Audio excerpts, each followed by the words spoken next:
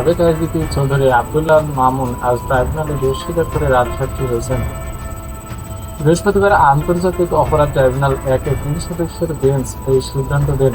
বেঞ্চের নেতৃত্ব দেন বিচারপতি মোহাম্মদ গোলাম মর্তুজা মজুমদার। অপর 2 সদস্য হলেন বিচারপতি শফিউল আলম মাহমুদ এবং বিচারপতি মহিনুল হক ইনাম চৌধুরী। মামলায় মোট 3 জনকে অভিযুক্ত করা হয়। সাবেক প্রধানমন্ত্রী শেখ হাসিনা, সাবেক স্বরাষ্ট্রমন্ত্রী আসাদুজ্জামান খান সহ সাবেক আইজিপি চৌধুরী আব্দুল্লাহ মামুন। শেখ হাসিনা ও আসাদুজ্জামান খান বর্তমানে পলাতক। অন্যদিকে মামুন গ্রেপ্তার অবস্থায় ট্রাইব্যুনালে হাজির ছিলেন। ট্রাইব্যুনাল যখন তার বিরুদ্ধে আনা অভিযোগ পড়ে শোনানো হয়, তখন চৌধুরী আব্দুল্লাহ মামুন দোষ স্বীকার করে নিজে হওয়ার জন্য আবেদন করেন। প্রসিকিউটর মোহাম্মদ তাইজুল ইসলাম জানান, মামুন জানিয়েছেন 2024 সালের জুলাই-আগস্টের গণঅভ্যুত্থানে সংঘটিত অপরাধের বিষয়ে তিনি বিস্তারিত জানেন এবং সব তথ্য ট্রাইব্যুনালে উপস্থাপন করার জন্য প্রস্তুত।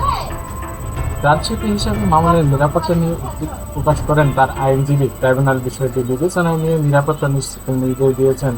মামুন এখন অ্যাপ্রুভার হিসেবে চিহ্নিত, বাংলায় যার অর্থ রাজসাক্ষী। এখন তিনি ট্রাইব্যুনালে সাক্ষ্য দেবেন এবং তদন্তের গুরুত্বপূর্ণ তথ্য প্রকাশ করবেন।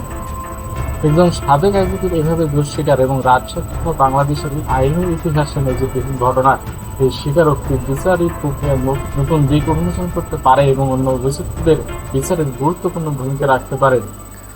এই মামলার পরবর্তী শুনানি ও সাক্ষ্য গ্রহণে কী তথ্য উঠে আসে তা নিয়ে দেশ জুড়ে রয়েছে ব্যাপক আগ্রহ। আপনি ছিলেন নেক্সট দিন নিউজের সঙ্গে। বিশ্ব ও দেশের গুরুত্বপূর্ণ খবর পেতে আমাদের সঙ্গেই থাকুন। সাবস্ক্রাইব করুন আমাদের ইউটিউব চ্যানেল নেক্সট দিন নিউজ।